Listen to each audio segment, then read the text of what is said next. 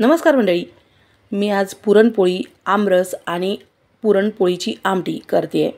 तर त्यासाठी आमरस आहेत ते मी 1 तासापासून पाण्यामध्ये भिजत घातले होते. आंबे खाण्याआधी कधीही तासाभरासाठी पाण्यामध्ये ठेवावेत, जेणेकरून त्याची उष्णता कमी होते.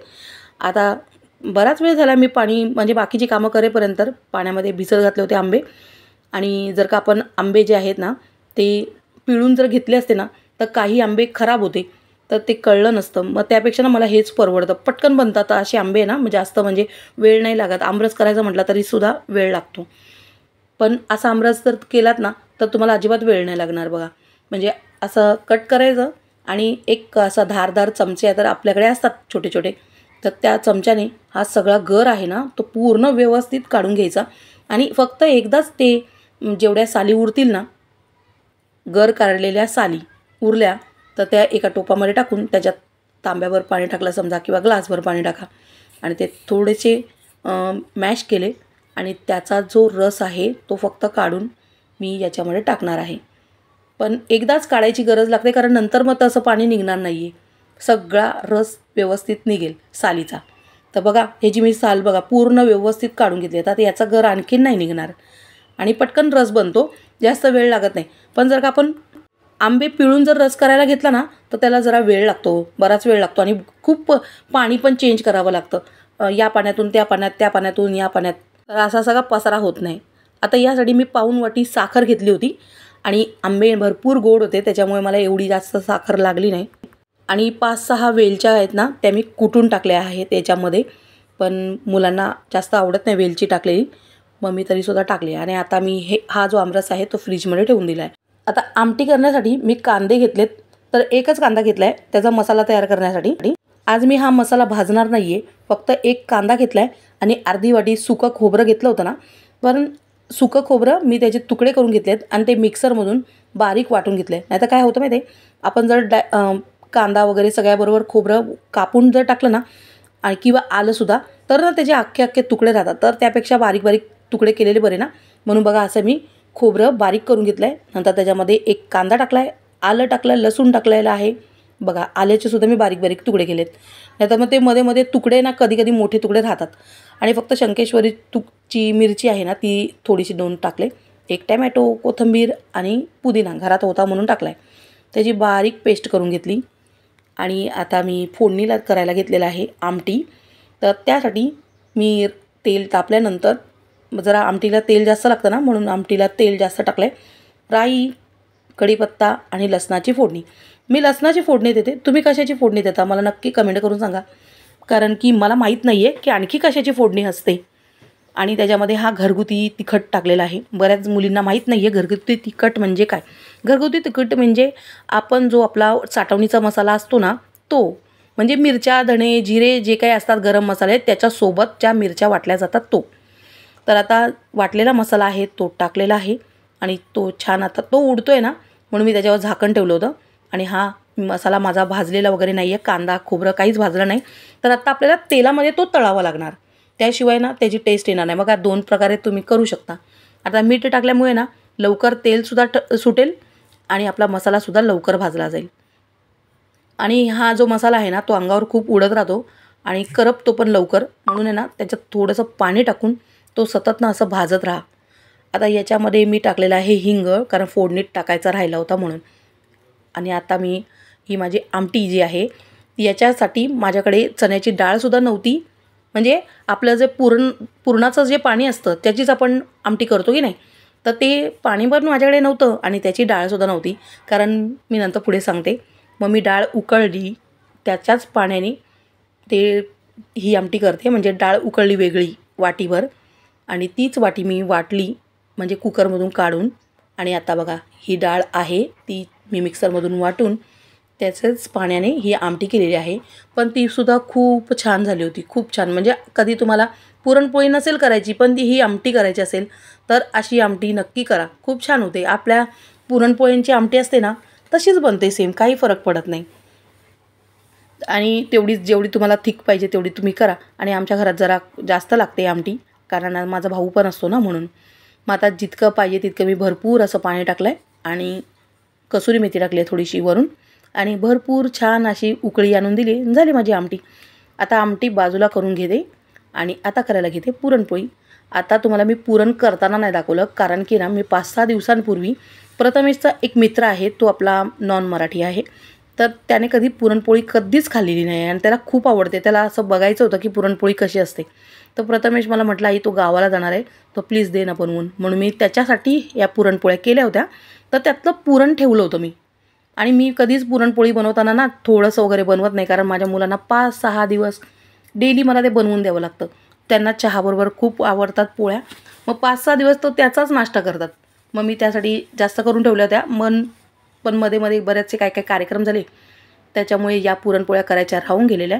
तर मी म्हटलं चला अक्षय तृतीयेच्या दिवशी करूया ना, म्हणून माझं जरा काम वाचलं. आणि त्यातून काम कसं वाचलं तुम्हाला सांगते. आमच्याकडे पाणी नव्हतं अजिबात. पाणी मी विचार करते पाणी आज येईल मग येईल असं करता करता 5 दिवस झाले पाणी नाही. शेवटी मग म्हटलं चला बाकी काही करायचं नाही, टँकर मागवला पाण्याचा.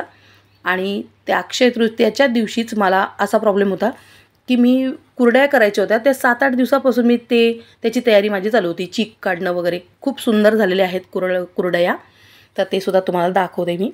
पण त्या दिवशी मी वाट बघून पाण्याची वाट बघून मग शेवटी रात्री 11 वाजता मी कुरड्या केल्या. पण आता पाण्याचा पण प्रॉब्लेम सॉल्व्ह झालेला आहे, काही टेन्शन नाही. पाण्याचा टँकर मागवल्या. बऱ्याच मित्रांना कळलं की पाण्याचा टँकर मागवला. खूप जण रागवले की काय दादा कशाला तुम्ही टँकर मागवायचा, आपली स्वतःची बोर आहे, तिथून घ्यायचं ना पाणी. मग म्हटलं चला आता इथून पुढे घेऊया तुमच्याकडून, आता नाही मागवणार. तर असं झालं. मग आता पाण्याचा काही प्रॉब्लेम नाही आहे, टेन्शन नाही आता. बरेच जण ओरडायला लागले काय तुम्ही पण, मुलांचे व मित्र, अरे आपली स्वतःची बोर आहे, इथे यायचं आणि घ्यायचं पाणी जितकं पाहिजे तितकं. चला मग काय आता टेन्शन नाही आहे. मग आता पाणी जेव्हा घरात आलं तेव्हा कुठं जीव आला. आणि नंतर मग मी कुरड्या केल्या. रात्री 1:30 वाजला आम्हाला झोपायला. फक्त एकच टेन्शन होतं की कुरडई करतानाचा जो मी व्हिडिओ बनवेल तो दिसेल का, कारण रात्री 11 वाजता कुरड्या करायला घेतल्या म्हटलं तर खूप वेळ झाला ना. पण इतकं छान व्हिडिओ म्हणजे व्यवस्थित दिसतोय त्याच्यामध्ये. आता मी तुम्हाला व्हिडिओ टाकेल तेव्हा तुमच्या लक्षात येईल. कुरड्यासुद्धा पांढऱ्या शुभ्र खूप छान झालेल्या आहेत. चला पुरणपोळी झाली. आता आलं, लसूण आणि हिरवी मिरची याची पेस्ट करून घेतलेली आहे. आणि 4 मोठे कांदे कापलेत. हे मी भजीसाठी करते. तर माझा जवळजवळ स्वयंपाक होत आला आहे. आज मुलांचे पप्पासुद्धा येतील म्हणून हा सगळा घाट मी घालते. आणि अक्षय तृतीयाच्या दिवशीची हा व्हिडिओ आहे. बोलता चुकतो माणूस. मला बोलताना जरा चूक झाली, म्हणजे हा व्हिडिओ यायला तुम्हाला वेळ लागला, कारण की मी गावाला चाललेली म्हणून व्हिडिओ टाकत नव्हते. पण गाड्यांना खूप गर्दी आहे म्हणून जाऊ शकले नाही. तर 2 वाट्या मी चण्याचं पीठ आणि 1 वाटी तांदळाचं पीठ घेतलं आहे. आणि आपला हा वाटलेला हिरवा मसाला जो आहे तो मी त्याच्यामध्ये टाकला आहे. त्याच्यामध्ये टाकलेलं आहे मीठ आणि हिंग टाकलेली आहे, हळद टाकलेली आहे आणि कसुरी मेथी टाकली आहे. आता माझ्याकडे कोथिंबीर नव्हती त्याच्यामुळे मी कोथिंबीर टाकलेली नाही आहे. आणि आता मी असेच भजी करणार आहे. ओवा टाकलेला आहे. थोडासा ओवा घेतला, तो हातावर थोडासा मॅश म्हणजे थोडासा रगडला. आणि आता हे सगळं मिक्स करून मी भजी करून घेणार आहेत. त्याच्यातून मला थोडंसं माझ्या हाताला लागलेलं आहे, बोटांना माझ्या. त्याच्यामुळे ना मी हे जे भजी आहेत त्याच्यामध्ये आता हात नाही घालणार, नाही तर माझे म्हणजे बोटांना खूप चुरचुरतील, म्हणून मी आज चमच्यानेच भजी करणार आहेत. तर असं मी आज पाणी नसताना काय कामं केली बघा. कुरडया केल्या, आमरस, पुरणपोळी, आमटी सगळं काही केलेलं आहे. ते पण आमटीचीच डाळसुद्धा नव्हती, डाळीचं पाणीसुद्धा नव्हतं, तरीसुद्धा मी आमटी केली आहे. तर हे सगळं माझं तयार आहे स्वयंपाक वगैरे. आणि 2 वाट्या जर का तुम्ही चण्याचं पीठ घेतलं ना तर तेवढ्याच 1 वाटी तांदळाचं पीठ घ्या. इतके छान कुरकुरीत होतात ना भजी. मी नेहमी टाकते तांदळाचं पीठ, पण ना आज इतकं टाकलं ना, म्हणजे हे जे प्रमाण आहे ना 2 वाट्या चण्याचं पीठ आणि 1 वाटी तांदळाचं पीठ, खरंच तेलकटसुद्धा होत नाहीत आणि कुरकुरीत भजी ना खूप वेळ कुरकुरीतच राहतात, खूप छान लागतात. आणि आता मी पापडासाठी ना कधी पण ताजंच तेल असावं, म्हणजे जर का शिळं तेल असेल तर त्याच्यामध्ये फुलत नाहीत ना म्हणून. आता हा पहिला पापड होता आपला रव्याचा पापड. रव्याचे पापड इतके छान झालेत ना चवीला. आणि ते मी ना खूप इन्स्टंट बनवले. मी तुम्हाला दाखवते, मी परत व्हिडिओ टाकणार आहे. तर बघा पापड इतके छान फुलत आहेत, खूप छान झालेले आहेत, चवीलासुद्धा खूप छान झालेत. आणि जर का तुम्हाला कंटाळा जरी येत असेल, म्हणजे कामातून लहान मुलं असतील ना तर त्यांना नाही जमत, तर ते सुद्धा तुम्ही सुद्धा करू शकाल. बाळ झोपलं ना तरीसुद्धा तुम्ही बनवू शकाल. इतके सोपं आहेत, इतके पटकन बनतील ना. आणि घरातल्या घरात वाळवलेले आहेत. मला बाहेर वाळवता येत नाही, कारण आमच्याकडे खूप धूळ उडते ना त्याच्यामुळे. मग घरातच वाळवलेत, तर त्याच्यामुळे त्याचा रंग असा पिवळा दिसत असेल, पण तुम्ही जर उन्हात टाकलेत ना तर जरा असे काचेसारखे होतील, छान होतील, पण चवीला अप्रतिम झालेत आणि फुललेत किती छान.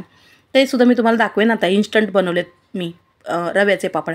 अजिबात झंझट नाही, ढिगभर भांडी काढायची नाही आणि कुकरमध्ये बनवले आहेत आणि चवीला अप्रतिम असे झाले. आणि मिठाचं प्रमाण बघा, मिठाचं प्रमाण सगळ्यात महत्त्वाचं असतं. ते जर का सांगितलं असेल ना तर नवीन नवीन मुलींना ना व्यवस्थित कळतं. मीठ जास्त टाकू नये म्हणजे नक्की किती टाकायचं, तर ते सुद्धा मी त्या व्हिडिओमध्ये सांगितलं आहे. तर ते सुद्धा मी टाकेन. तर आता मी आज भजी हाताने न टाकता चमच्याने टाकते आहे आणि इतके कुरकुरीत छान मस्त भजी झाले होते. तर असा सगळा करून माझा स्वयंपाक तयार आहे, तर तुम्हाला दाखवते मी. अशा पद्धतीने भजी केलेली आहे. तुम्हाला प्रॉब्लेमसुद्धा सांगितला आणि काय त्याच्यामुळे पाण्यामुळे 2 दिवस व्हिडिओ नाही आली असं नाही आहे. मी जरा जाणार होते बाहेर, गावासाठी जाणार होते, पण काय झालं, गाड्यांना इतकी गर्दी आहे ना, तर त्यासाठी मी आधीच तिकीट काढून नव्हती ठेवली. मग त्याच्यामुळे आम्हाला तिकीट मिळाली नाही. मग आम्ही रिटर्न आलो. पण जाऊ आता, डायरेक्ट तिकीट काढूनच ठेवणार आणि मग जाणार असं आहे. तर आता हे आपले जे भजी आहेत ते तळून झालेले आहेत आणि बघा तेलकटसुद्धा नाही झालेले आहेत. बघा तेलातून आपण जर का काढले ना भजी तर ते तसे तेलकट दिसतील, पण थोड्या वेळानंतर जितकं काय तेल आहे ते टिश्यू पेपरवर येईल आणि अजिबात म्हणजे आम्हाला स्वतःला पण असं तेलकट वस्तू नाही आवडत. आता त्या दिवशीसुद्धा ना मी भजी केले होते बघा, तर तेव्हासुद्धा बऱ्याच ताईंनी म्हटलं की हे तेलकट होतात. तेलकट वगैरे काहीच होत नाही, तुम्ही करून बघा. तुमचं पाण्याचं प्रमाण व्यवस्थित असायला पाहिजे. अजिबात तेलकट होत नाहीत. खूप छान झाले होते ते सुद्धा भजी, एकदम खुसखुशीत झाले होते. आता बघा हे आपले पापड मी तुम्हाला तोडून दाखवते. अजिबात तेलकट वगैरे झाले नाही. हाताला बघा जरासुद्धा तेल लागलेलं नाही आहे आणि किती खुसखुशीत झालेत ना. आणि सगळ्यात महत्त्वाचं चवीला खूप छान झालेत. तर आता मी ताट वाढून घेते. पुरणपोळ्या वाढलेल्या आहेत, गरमागरम आमटी वाढलेली आहेत आणि आज आम्ही सगळे पूर्ण कुटुंब मिळून एकत्र जेवणार आहोत. तर आता आमरससुद्धा वाढलेला आहे. तर मस्त बघा आमरस, त्याला कलर पण किती छान आला आहे. आमरस, भजी, पापड आणि ते पापडाच्या ऐवजी जर कुरडया असत्या तर आणखीन छान मजा आली असती. पण कुरडया सुकणार, आता सुकतील त्याच्यानंतर मग परत एकदा पुरणपोळ्या करेन, तेव्हा मी नक्की दाखवेन. चला तर मग बाय. परत एकदा भेटूया दुसऱ्या एका व्हिडिओत.